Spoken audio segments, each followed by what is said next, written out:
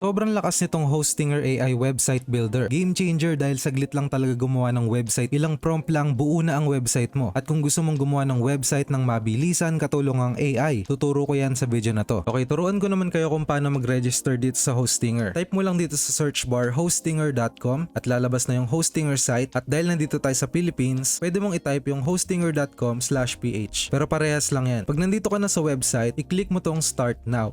So lahat ng to ililink ko rin sa description at yung pinaka-recommended natin kung saan kayo makakatipid talaga, itong most popular choice nila, itong premium. So nandito na lahat, meron ka ditong 2-year plan, pwede kang mag-create ng 3 website, 20GB ng storage, SSD, may libre kang domain, yung .com domain na pwede mong lagyan ng sarili mong business name o pangalan. Meron na rin silang maintenance at meron silang napakalupit na AI website builder. So paano mag-register? I-click mo lang tong choose plan.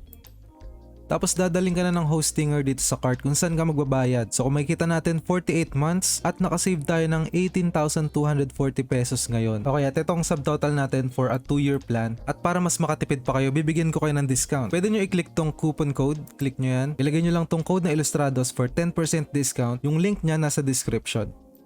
Click mo lang yung apply at pag na-apply na makikita mo tong Ilustrados minus 10%. So nabawasan na ng 10% yung order mo pag nilagay mo tong code natin. So mas nakatipid ka pa, di ba? At pagkatapos niyan, click mo lang tong continue at mag-login ka o mag-register ng sarili mong account. In this case, gagamitin ko yung account ko sa Google at after nyo ma-fill up yung details, click nyo lang tong continue at pwede na kayo mag-build ng website gamit ang Hostinger. So nandito tayo sa page ng bagong AI builder ng Hostinger. Pakita ko sa inyo ngayon kung paano to gumagana. Napaka-powerful na tong Hostinger AI dahil bagong technology to. Kung di ka marunong mag-code, gusto mo ng mabilis na site, gusto mong mabilis gawin, lahat ng ideas mo, yung shop, yung credentials mo, pwede mo nang i-publish ngayon sa isang pindot lang nitong Hostinger AI. So mas pinadali ang pag-create ng website dito kahit hindi ka marunong ng kahit anong technology sa paggawa ng website. Ito yung page ng Hostinger AI. So pwede kang maglagay dito ng brand name mo. So ito yung basically yung website name. Kahit anong name ng business or website mo, pwedeng shop, pwedeng blog, pwedeng affiliate, or pwedeng portfolio website mo lang. So, halimbawa, ilagay natin dito Ilustrados.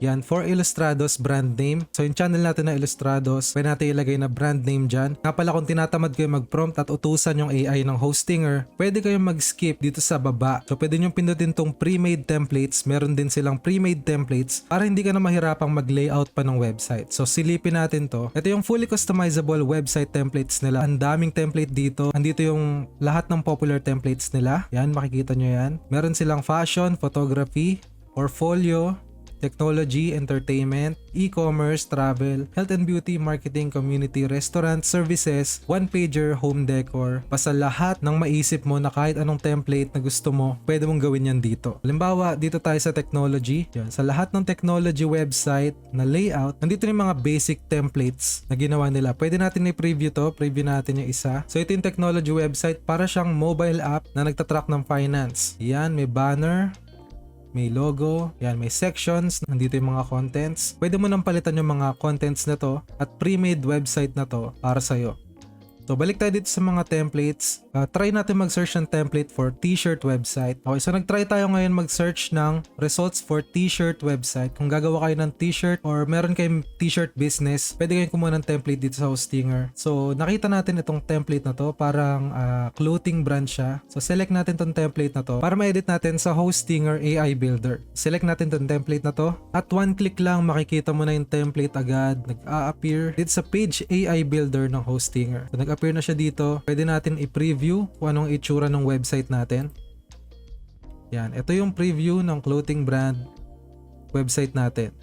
So makita natin, ito yung template na kinuha natin kanina. Fully functioning website to na pwede mong i-edit itong content. So paano natin i-edit tong content na to? Back tayo dito sa editor, tapos i-click nyo lang. Click nyo lang tong section na to. So kung marunong na kayo sa mga page builders, napakadali na sa inyo to. So click nyo lang to, click nyo tong edit text at pwede nyo nang baguhin itong text na to. Halimbawa, this is my clothing brand right now, or the best quality t-shirts out there. The best quality t-shirts out there, shop now. Or pwede mong i-edit siya, pwede mong i-edit tong button na to at palitan mo rin yung pangalan ng button. So, pwede mo lagay hindi shop now, learn more at automatic magpapalit na agad siya ng button at magpapalit na agad siya ng content. Ganun kabilis at ganun kadali. At ipapakita ko naman sa inyo kung gaano ka-powerful itong AI builder na built-in dito sa Hostinger. Okay, punta muna tayo dito sa website builder at mag-change design tayo. Punta ulit tayo dito sa page ng Hostinger AI builder. Add ulit natin ang ating website name or brand name. In this case, pwede ulit tayong gumawa ng isang t-shirt website. For example, na may brand name na Ilustrados t-shirt website halimbawa. So dito talaga makikita mo yung power ng Hostinger dito sa description. Dahil dito ka maglalagay ng prompt para magawa mo specifically kung anong gusto mong function ng website mo. Kung mag-a-act ba siya as store or as blog lang. Kung anong kulay ng website, kung anong layout ng website, kung ano yung mga contents ng website, pwede mong utusan yung AI na gawin yung lahat para sa'yo. Pwede rin siyang kumopya ng kahit anong design at kahit anong layout na gusto mong ipagawa sa kanya gamit itong AI tool na to. So halimbawa meron akong prompt dito. Sabi dito, make me a website. The theme color is orange and black. So inuutusan ko yung AI dito na gumawa ng isang website na may theme color na orange and black. Napasok sa Ilustrados Colors, which is yung website natin ay orange and black. Aim of the website is for online shopping. The niche is clothing brand. Halimbawa, clothing brand. So, tulad nung kanina, gagawa ulit tayo ng clothing brand. Pero specific yung iutos natin dito sa AI. The site is for WooCommerce shop or shop, online shop, or pwede rin siyang affiliate marketing and blogs. So, ganun ka-broad yung site na gagawin natin para makita natin lahat ng integrations na gagawin nitong Hostinger at kung gaano siya ka-powerful. Nilagay ko rin, look for similar websites out there para makita niya yung lahat ng similar website na online shop na ang niche ay clothing brand. Sabi ko rin dito, make me a great looking site complete with common integration. So dito hahanap yung AI ng Hostinger ng mga katulad na design ng website at yung lahat ng functions at integrations na to i-include niya dun sa website mo. So lagyan natin common integrations and function. So nakalagay dito, nagsasuggest pa siya ng AI na add online store to my site. So ilalagay niya rin yung online store built-in feature dun sa site mo. Tapos ganun-ganun lang, i-click nyo lang tong button at makikita mo na agad yung prompted site mo gamit yung AI. Yan, getting AI services ready, writing unique content for you, was looking for matching pictures, picking just the right colors. At boom, makikita mo na agad dito sa Hostinger page yung pinaka homepage ng website mo. So, yung mga inutos natin, isa siyang online shop. Kung makikita nyo naman, online shop siya na buo yung site. May header, may body, may footer. Makikita mo dito, merong home, shop, blog. Sinunod niya yung utos natin na magkaroon siya ng blog, magkaroon ng about page, at magkaroon ng add to cart page. So, cart page to. May classic cap. Meron siyang ginawang auto-generated content dito. So, kung tinatamad ka magsulat din ng content para dun sa website mo, huwag ka mag-alala, siya na rin yung bahala dito. So, meron yung banner na merong image na rin sa gusto mong t-shirt design. So, kung ayaw mo tong image na to, mamaya papalitan natin yan. Tignan muna natin yung ginawang website para sa atin ng Hostinger. So, ito, stylish tees. Nag-generate siya ng content na stylish tees. Discover your unique style with our trendy t-shirts. Magandang slogan para dito sa site na to. At naglagay siya ng call to action button na shop now na napakaganda para dito sa site natin. Naglagay rin siya ng shop categories. Ayan, casual wear, graphic tees. Meron ding limited edition. So dito sa baba, meron naman siyang t-shirts. Nandito na yung mga single simple items natin. Gaya ng t-shirt, stylish tees, t-shirt, ayan, dilaw. Sinunod niya rin yung colors, black, orange, at meron ding subscribe button para sa mailing list mo kung meron kang mailing list para mailagay ng customers mo dito yung email nila at ma-follow up mo sila kung meron silang orders. Naglagay din yung AI ng contact dito. Pwede mo lagay rin yung mga social media links mo. Pwede mo rin lagay yung sarili mong contact number at dito nag-auto-generate din siya ng sarili kong email. So far so good. Nga pala, hindi lang yan yung ginawa niya. Sa panahon natin ngayon, hindi na tayo masyadong nagsha-shopping sa desktop or sa laptop. So madalas na tayo nagsha-shopping sa cellphone. So responsive na rin tong site na to dahil flexible na rin siya at integrated na rin sa mobile. So makikita mo meron siyang mobile view na may add to cart button, may hamburger menu, at makikita mo siya na responsive at nagawa na tong buong site na to gamit lang ang Hostinger AI. So click mo lang tong continue para makita mo yung preview at ma-edit mo yung buong site na to.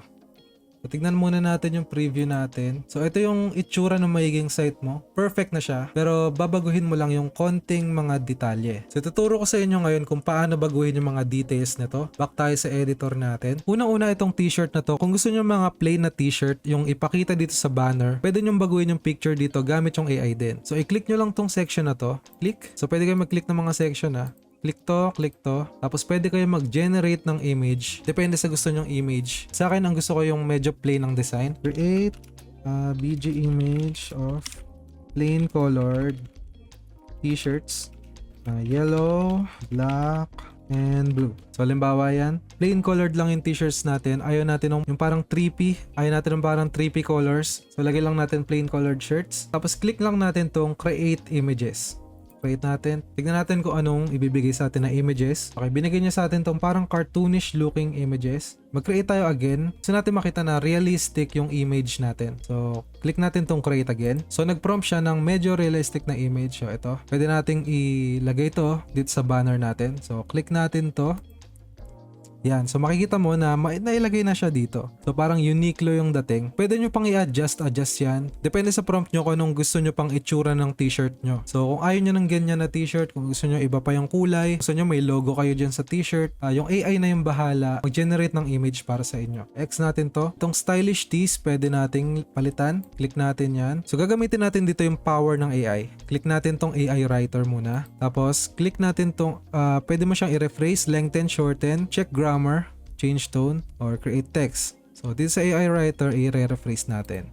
Trendy tees. So nag-generate siya ng bagong slogan natin, trendy tees. At pwede mo rin baguhin yung font na to. I-double click mo lang itong word na to. Double click. Makikita mo yung heading style niya. Yung font, dito pwede mong lagyan ng heading 2, heading 3, heading 4. Yung font, Montserrat Roboto. Pwede ka rin mag-upload ng fonts. At pwede mo rin baguhin yung font size kung nalalakihan ka o naliliitan dito. Pwede mo rin siyang gawin bold at pwede mo rin siyang lagyan ng link. So dito naman sa Shop Now, pwede mo rin siyang baguhin gamit tong edit button or double click mo para makuha mo yung style or animation. Pwede mo rin baguhin yung link dito pag double click mo. So halimbawa button text na Shop Now, pwede nating lagay shop lang. Halimbawa shop, tapos lagyan natin yung address natin, yung link. Pwedeng link to a page, select page, shop. So, nalink na yung shop page natin. Pwede mo rin niya i-link sa new tab kung gusto mo. Gumawa siya ng shop categories dito. So, mapupunta lahat yan sa categories. Hindi mo na kailangan yung galawin. At punta tayo sa preview, makikita mo rin dito yung mga created products na. So kung may product ka, kahit anong product, perfume man yan, nagbebenta ka ng digital products, nagbebenta ka ng notebooks, nagbebenta ka ng halaman, nagbebenta ka ng sapatos, automatic created na agad yung product niya dito. So click natin yung isang product para malaman natin kung ano yung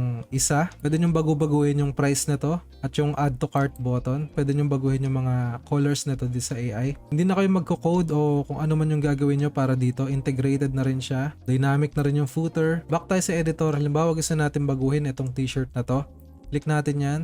So kung makikita nyo, pwede kayo mag-generate ng kahit anong product image dito. Pwede rin kayo mag-generate ng product details. So halimbawa itong t-shirt na to, nag-auto-generate na agad siya ng Discover our latest collection t-shirt design for comfort and fashion. Yan. Pwede mo rin baguhin dito yung price, discount price, SKU, weight. Okay, pwede natin to i-save. Sa store page, kung makikita mo dito sa sidebar, pwede mo i-manage dito yung orders, products, categories, product reviews, appointments, discounts, analytics, at settings. So nandito yung company information, may payment, may shipping, may checkout emails, taxes, invoices.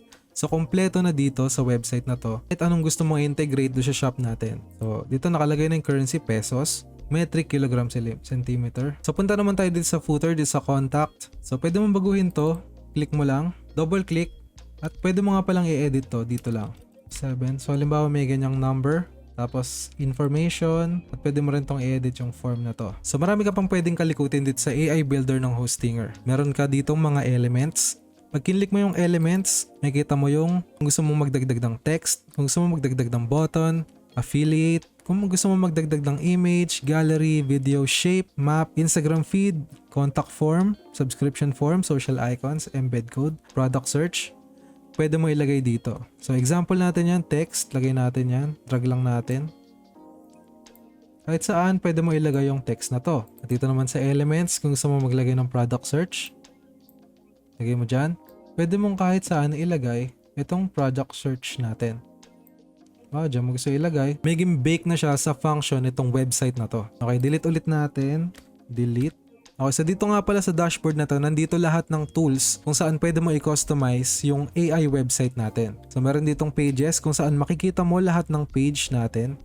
Meron tayong home, may shop, ito yung shop page, may blog page, ito yung blog page. AI generated na rin yung mga contents at pwede mo na rin i-edit yan dito. May about page na AI generated din. Yan, ang team natin ay t-shirts. May contact form na rin siya ditong kinreate. Kung gusto mo rin ng coming soon page, at hindi pa live ang iyong website, pwede mo ring lagyan yan ng coming soon page. Moving on dito sa styles, pwede mong gawin lahat ng style na gusto mo. Pwede mong baguhin yung colors, lahat ng orange dito sa site halimbawa.